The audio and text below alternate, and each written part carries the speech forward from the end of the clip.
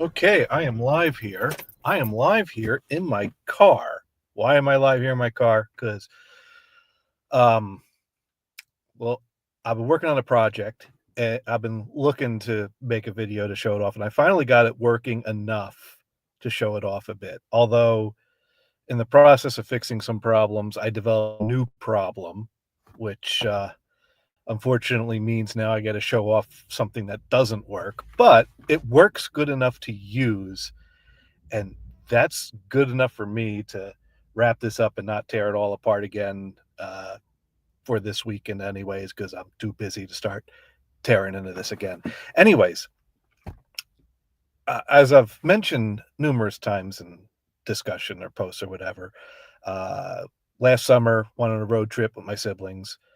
Grabbed a DVD with 5.1 mix out of a binder of discs to throw into my Sony DVD SACD car player. They commented, "Wow, I don't remember the last time I saw someone play a CD," um, which made me feel like I pulled out an 8-track tape, which probably would have been cooler, but it wouldn't have sounded as good. But of course, for a while now, I've been running a Plex server in my basement. I should probably show that off at some point in one of these streams. And that's been great for streaming TV shows to other people's TVs when I visit. I go visit my parents' beach house, bring up the Roku stick, log into my Plex account. All my stuff is there. I don't do the streaming services. I stream my own stuff, and so my music is all in there too. And for a long time, using Plex to stream, it wasn't very good for music because it wasn't gapless. Well, Plex some time ago developed a new app for music streaming and playback, PlexAmp, and that one they've really focused on the finer details for quality, and that is gapless. And I'm like, whoa, well, that's a game changer. And so I put a Bluetooth module into my car, set the output of it into the aux input on the back of my Sony SACD DVD head amp, and tie that into my car's power. And boom, easy access to all my stereo streaming files from my phone while on the road. And of course, doing that for the past year or so, I can't help but think, if only I could do that with my surrounding quad stuff. Because now I still have to deal with the discs for the surround and the quad. Whereas the stereo, it's just my whole library is at my fingertips wherever I go, as long as my server is running and my internet's working. Which I also put a UPS in my basement to help ensure that that's the case. So unless the power goes out for over an hour, I'm all set. Um, so finally, I did a little research and I found that Hi-Fi Berry is a surround output device called the DAC 8X. I'm like, well, there's some possibilities there. And so I put that together. I worked with some AI because I don't know how to code. I know how to play with gadgets and tech. I don't know how to code. I don't know how to script. And doing it with AI is a lot quicker than learning from scratch. So, anyways, why don't I, instead of rambling on about backstory, actually dig into how it works, and then we'll dig a little more into it. So what I'm gonna do is I'm gonna switch the camera view. Is what I'm gonna do, and there we go. So I'm doing this from my laptop because I use the phone to control it. So I can't stream from my phone to do this. So over here is that's my steering wheel because the camera's over there, not in the middle. Okay, so I got my phone. I got a while ago I fed a cable. You can buy these like USB-C cables that have two bare wires that'll accept 12 volt from the car and then output your USB-C. And I just ran a wire out through the vent there and put one of these magnet things in there so that way I could just easily put my phone there, which makes it really easy to do the Bluetooth stuff.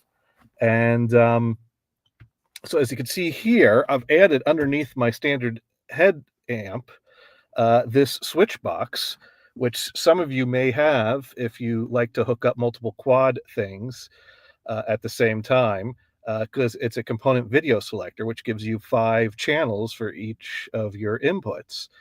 So the problem with doing this stuff with Pies is that Pies will output through HDMI, and I can't find a car radio that inputs HDMI. So that's why I had to use the DAC 8X to give me line level analog output.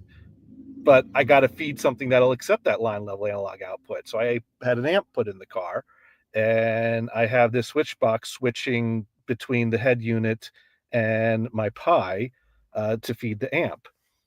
Problem with that is that the DAC 8X's levels are a bit hot for the amp. I added 12 dB attenuators behind the switch box coming from the Pi, and that has helped give me a volume range of like the bottom half of the volume. So it's workable, but it's not ideal, but it's workable. I've overcome a lot of things to get to workable. So this is like version 1.0. you know, maybe we'll get that better. So anyways, we'll start the car is what we'll do. And I've added an LED. I've added a volume control here, which has broke. So I got to figure that out. And today I added a power button and an LED to tell me when it's on. And actually, it's a good thing I put that power button in there, because I realized I just made a mistake that I'm going to make many times, which is, and there's the green light lighting up, letting me know my Pi is on, so I don't have to go into the compartment and peek at it. It's very nice to have things that work at a glance while you're driving. So, of course, what I forgot to do was I forgot to turn on my phone's hotspot. So I now have a Pi with no network connectivity. So I'm going to need to reboot it, which now I could do easily from my little red button down there. So I'm going to go into the settings of my phone here, and I'm going to go into my connections, and I'm going to go over to my mobile hotspot and tethering, and I'm going to enable my mobile hotspot. I'm close to my router, so it needs me to turn off Wi-Fi to do that. There we go. So my mobile hotspot's on. So now I am going to use my power button to turn the Pi off. And the LED turns red when it's powered off. But I didn't think this part through, because the LED only works when it's on. So yes, I actually have a script telling it to output red on the LED when it's off, even though the script could never run when it's... I bought the LED so that I'd have the same thing that's built into the Pi, because the Pi actually has an LED that turns red when it's in low power mode, but I can't do that off of GPIO pins. So, but I can see when it's shutting down. So anyways, now the Pi's off. So now I'm going to hit the button and turn it back on. And once it boots up and starts my script, it's going to light up green, and then I'll know I'm good. And since my mobile hotspot's available, it's going to grab my connection there. Now, that's a tricky thing, because I found out the hard way that if you set it up on your home Wi-Fi and then you connect it to your mobile hotspot and then you turn it on without your mobile hotspot, it's going to revert back to the default that you initially set it up on. And that's kind of a pain. So I had to do a little configurating to make it default to my phone's hotspot. So, you learn these things that you don't think about when suddenly they blow up in your face. So anyways, light is green, mobile hotspot's on, it should be connected. If I go ahead and click on my mobile hotspot here, I could take a look, one device connected. So that is a good sign. Now over here, if I switch on to one, I could listen to my head unit here. So that way, if my Pi goes tits up, which it has, I have a fallback. I'm not ready to completely trust the Pi for all my tunes on the road. But anyways, we could turn that off. We could select number 2. And now come over to the phone here. And I'm going to open up PlexAmp. And I'm going to hit this little button in the top right corner here that's going to show me any available devices rather than this device. And over here, it says Taurus X. So I'm going to select that. And it's going to show me my volume here too. And when I'm on this, the phone's volume control will control the volume. So that gives me a backup volume control right now, since this knob has stopped working after I added the power button and the LED. And I don't know if it's the power button LED or if I broke one of the thin wires inside this box, but I got to take everything apart just after I put it all back together, which is a pain in the fucking ass. But anyways, Yeah, turning this knob is not adjusting the volume there like it used to. So I got a problem there. Um, Maybe when AI had me modify my service to enable the power button, it overwrote. You know what? I bet you that's what it was. AI told me how to activate the service to run the power button immediately on startup, and it probably didn't know I already had services and told me, "Hey, copy paste that in." And that's the problem with listening to AI is that if you just blindly follow, you're gonna find out, and but you'll figure it out. So, anyways, let's go ahead and let's close that. And oh, I already got my rip of the War World is a Ghetto rip from the Blu-ray up there, which just disappeared. Okay, let's. Why did that disappear? This is annoying. Sometimes PlexAmp defaults back to this device. And I've had this happen multiple times where I select the Taurus X, I back out of there, I go into my library, I select something, I hit play, it shows playing, but nothing's coming out. Why? Because it went back to this device. I don't know why that happens, but you know, whatever. We'll select that. There we go. We're back on that. Now let's come back, close here. Let's hit play, and I have nothing. This was just working. Okay, let's come back here. All right, so I am here. Huh. Go figure. I tested it works. I go live. It don't. Oh, it's buffering right now. It does this sometimes. And I don't know why sometimes it buffers more than other times. Of course, keep in mind we are working off of a mobile hotspot Wi-Fi. And I've done a lot of testing. I've found this to be workable. But every now and then it takes longer to buffer than it should. Of course, now it's still playing nothing. Why am I getting nothing?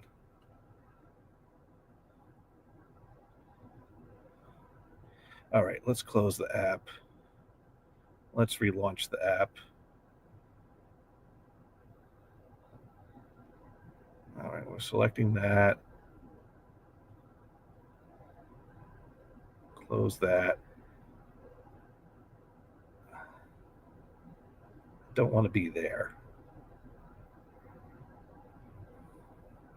This is annoying. I don't know how to switch between this mode where it shows me what I'm playing and the menu mode. It seems to be rather random how that works ever since the last PlexAmp update. Um,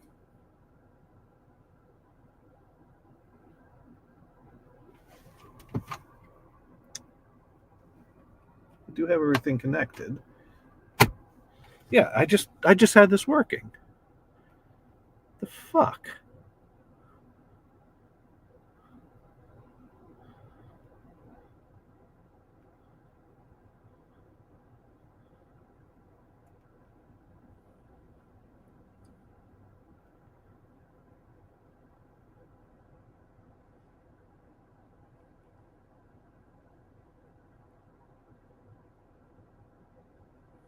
All right, when all else fails, turn it off and turn it back on.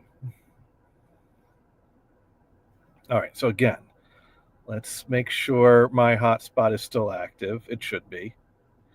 And of course, a lot of this you got to do when pulled over or before you get on the road. When it works well, you can control it with voice command. And I might try to show that off if I could actually get something to fucking work when I go live. I'm not bitter at all that it worked just a minute before going live and now doesn't. All right, so mobile hotspot. All right, let's turn this back on.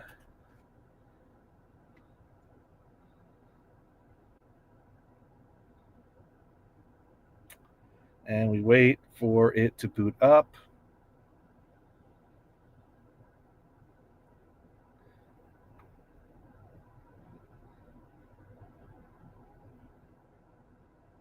And light is green. We are booted up. One device connected. We are connected. Okay. Let's make sure we're in input 2. Let's open up PlexAmp. Let's. Oh, it's still selecting the device. Oh, no, I don't want the volume up that loud.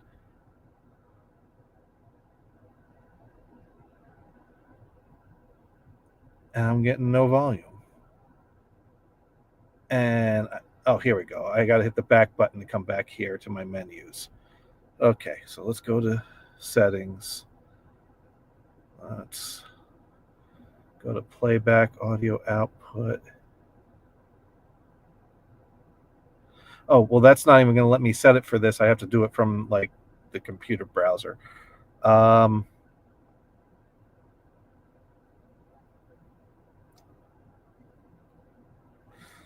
right. Tell you what I'm going to do. I'm going to turn the Pi off and I'm going to restart my phone because I have a feeling this app, I don't like that the app keeps showing me where I last was at before it restarted.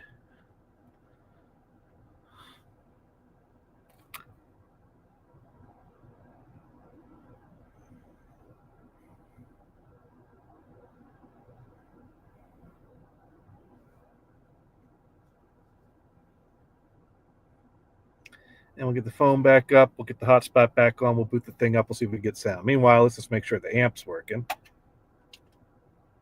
I know we checked that just a little earlier. Just keep watching. And Ava Max has a new song out. Yeah, we got radio. We got standard radio here. What should we be up on this New Music Friday? You can text in 401-224-12. All right, so we'll go back to 2.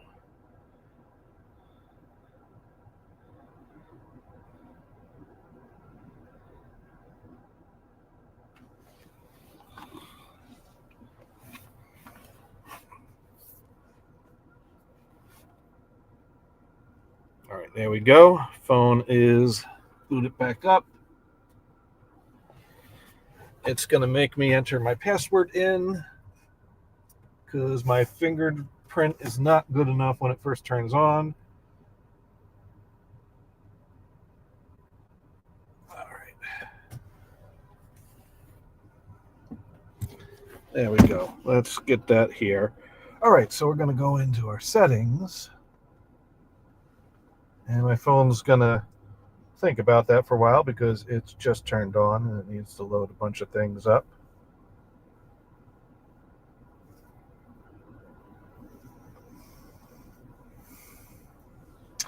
And we're going to go to connections.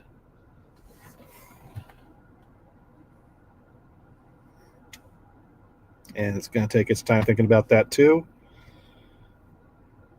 And it's going to lock on me. I think my phone's getting to that age where the built-in automatic slowdowns to entice you to replace it before you need to. I hate that fucking bullshit. All right, tethering. Come on. Mobile hotspot. Okay. Our mobile hotspot is on. Now we hit our power button.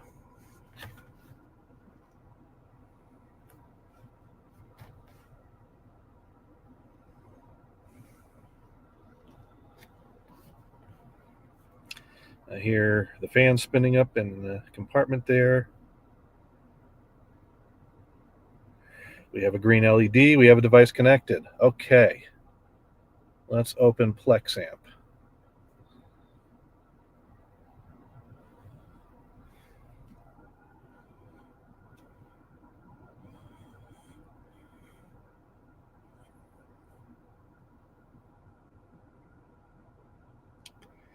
Okay, going to hit our thing in the upper corner here. We're going to select Taurus. It still remembers I was listening to War.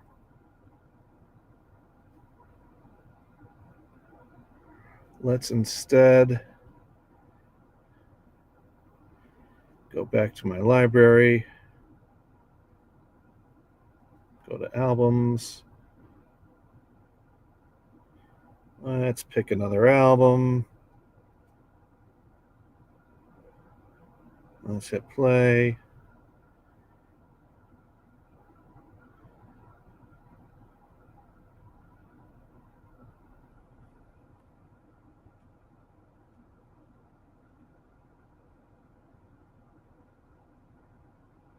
And it's on this device.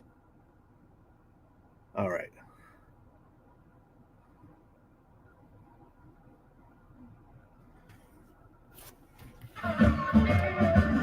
There we go. Finally. And it's just that simple.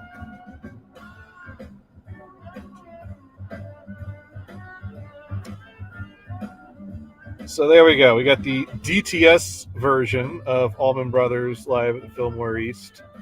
And my volume knob still isn't working, unfortunately.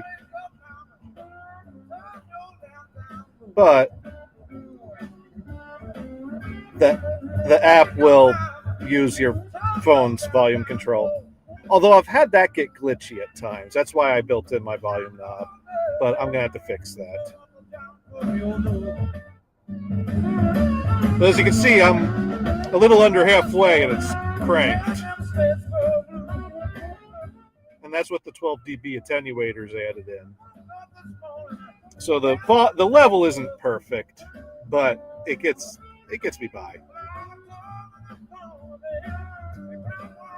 Now that's all fine and dandy, but how the heck are you doing that while you're driving? Well, for a while now, I've been navigating a few things. For example, if I'm over on my head unit and I want to listen to some podcasts, I hit the source until I get to the aux input. That's simple enough. People have been pushing radio buttons while driving for forever. And then I have a app installed on my phone called Voice Access. And Google's voice commands will let me enable voice access, and the voice access will listen to me. So eyes on the road, glancing at the phone every now and then, I'll go, "Okay, Google." And it does nothing. "Okay, Google. Open voice access. Open voice access. Open voice access." Now, I've done this a million times while driving.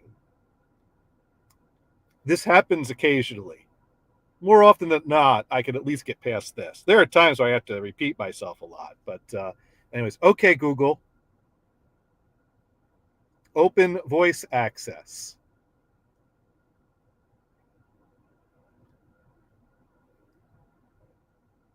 Okay, now voice access is opened, and it's listening to everything I say, and it's dictating up on the top of there everything it hears me saying, and it's going to tell me I have no idea what you're talking about. Also, the last time I had voice access open, I had the grid up, and so that's annoying. But hide grid. It thinks I said hydrate. Hide grid. Open Pocket Casts.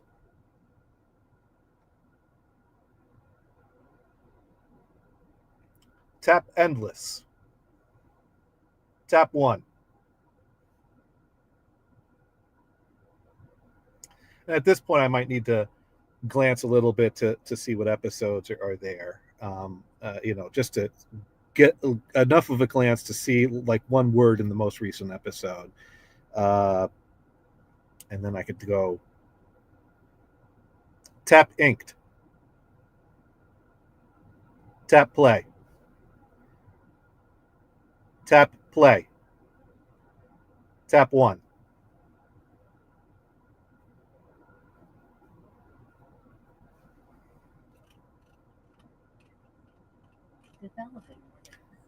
Stop listening.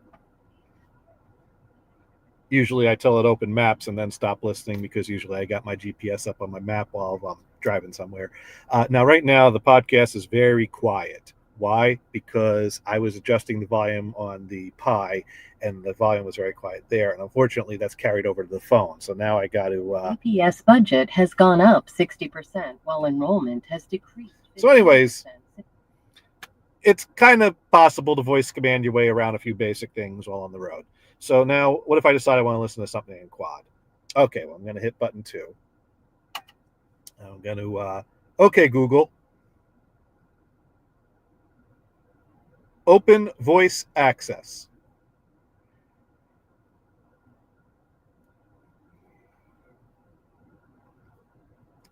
Open Plexamp.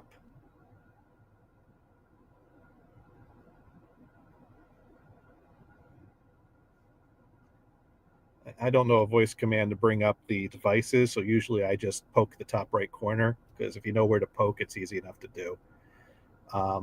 Or I could show the grid, and I think it's number 7 I'd want to poke. So some of the grid commands I'm trying to memorize to to cut down my distractions.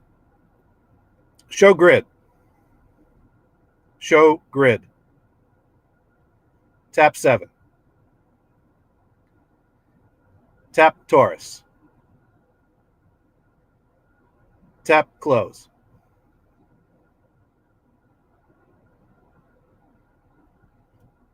Tap library. Tap 2.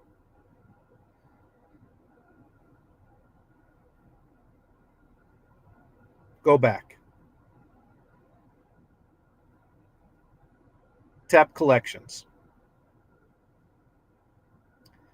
Tap road trip. Tap road trip. Now over here, I have a portion of my library that I've decided I want to listen to somewhat recently. So that way I don't have to navigate my full quad library while on the road. Just a few little album covers and either poke one or tell it to click one. Tap Peach. Now here's an annoying problem with Plexamp. The play button isn't labeled. Tap play. Can't find play. But that's okay, because when I'm here, the play button is on number 20 on the grid. Tap 20.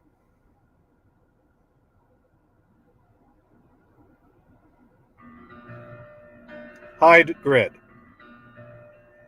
Hide grid. Hide grid.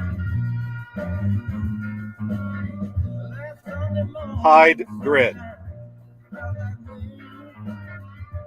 Hide grid. Hide grid. Stop listening.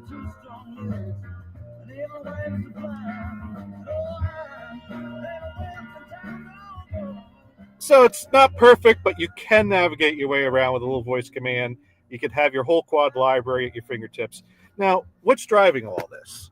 I suppose you want to know that. So there's this little compartment up here in my Taurus X, and we got a bunch of little things in there. And so I got the Pi in there. I got the wires running in there. I got a bunch of wires that are going to the LED, to the power button, to the volume control that doesn't work. I got a few cheap isolators I bought off of Amazon because it was noisy when I got in here. And I got a USB-C adapter that takes 12 volt from the car off of bare wires and converts it to 5 volt USB-C. Now, here's a problem I ran into. Because I had any old cheap USB-C adapter built in here already to connect it to the Bluetooth dongle. And I split it and I connected to the Pi and I turned it on and it worked fine. And it worked fine in the driveway. I took it on the road. It worked fine for a few minutes, and then all of a sudden the Pi turned off. I turned the Pi back on, it turned back off. I did that a few times, the Pi stayed on. I listened to a few albums, then the Pi turned off, and it would never turn back on under that power supply. I still haven't figured out exactly why certain power supplies are not providing enough power to the Pi. As I understand it, the Pi has the capability of pulling up to 5 amps if it's got a USB-C adapter that meets those specifications and communicates that to it. If it doesn't detect that, it won't try to pull over 3 amps. However, best I can figure, I'm really not doing anything that requires more than 3 amps. And when I measured what the Pi was doing, it was under 2 amps. So I don't know why it suddenly got all finicky. But I went to Amazon. I found another USB-C adapter that can provide 5 amps. It doesn't meet the specification that communicates to the Pi, it does it, but it's a better supply than the one that I have in here powering the phone and the Bluetooth dongle. So I put that in today. It is advertised on Amazon as working with the Pi 4. It has been reviewed as working with the Pi 5. However, if you need 5 amps, you're going to have to put a bypass command in your Pi to let it know, hey, I don't care that you don't think my power supply can do it. It can. Just go ahead and do it. But I haven't put that in there because my Pi's not needing more than 3 amps. So I'm not sure what is happening, but just know that I'm finding my Pi 5 with my DAC 8X is very particular and finicky about power supplies. But so far, the new power supply I just put in today, the one that advertises is working with a Pi 4 in Amazon. I can send you the link if you want it. Just ask me. It's working. I have not taken this on the road yet. I have not stress tested this yet. That's the next step. So anyways, that's my first little show off of this thing. It's a lab experiment. It's a little finicky. As you saw, maybe it's a good thing that it went bad on this to at least set some expectations that, like, hey, you might get it and it'll work really great, and then next day you might get it and have to fight it. And in which case, I'm not going to fight it while on the road. And so either if I have time to fight it, I'll fight it before I get on the road, or I just hit my one button and go back to my old school tunes. So yeah. Anyways, another reason I put the power button in is because you don't want to just cut power to the Pi while it's running, or it could corrupt your micro SD card. Now, I took a image backup of my micro SD card and I cloned it to another micro SD card. So if my card goes tits up, I got it back up. I could slide in there and be back up and running. I don't have to configure everything all over again. But good idea to power it off before you turn off the car, which is another reason I wanted that convenient power button. So I don't have to go into my compartment up there and hit the little button on the thing. At some point, I might add a battery and a relay to it. I've got lots of ideas how to make this like perfect and ideal. If I try to do all of them, I never get anything working. And that's the point. I got something that works. It's a little ugly. I got the switch box jut out here a little bit. I got attenuators built in to somewhat match levels. I've got a rat's nest of wires in a little compartment. I've got cheap isolators to hide the noise that's coming through. I had power problems I had to deal with, but I got my quad library in the cloud available in my car on the road. And also, I couldn't have done it without the fine folks at PlexAmp or at Plex. In fact, when I was trying to do this, I found just streaming it as is, FLAC, was a huge bandwidth drain and huge buffering issues. And at that time, transcoding to stream with the Opus codec didn't support 5.1 surround. And man, I got to say, I cannot thank them enough for taking my request to fix the Opus codec issues, which it wasn't channel mapping correctly if you encoded your own, and it wasn't streaming in 5.1. They added that in. They added it in quickly. And, I thought I was going to have to wait some time for those things to get in there and navigate around those issues. But my God, the folks at Plex, they made surround possible in the car. Couldn't have done this without them. If you didn't get your lifetime membership before they jacked up the rates, I am sorry. You really should have. But it is worth it at the inflated rates even. There you go. So, yeah. I'm going to go ahead and flip my camera back around and say good day.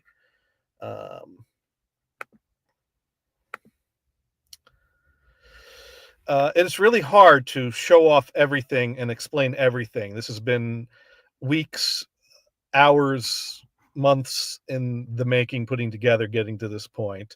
Not to mention the background of already having a Plex server configured and set up, which was a lot of hours of headaches over the past years. So this is really, even though this is kind of a long rambly mess, it's so hard to tell the whole story and really show everything here. But I hope some sense of what this is doing and what this is capable of has come across. And hey, you have any questions, feel free to mention something in the comments or hit me up over on the Quadraphonic Quad forums. So yeah, I'm happy to answer questions. I don't know if I'm necessarily expert on all this. I'm just kind of stumbling my way through this and uh, getting lucky here and there. All right. Well, you all have a great weekend, and bye.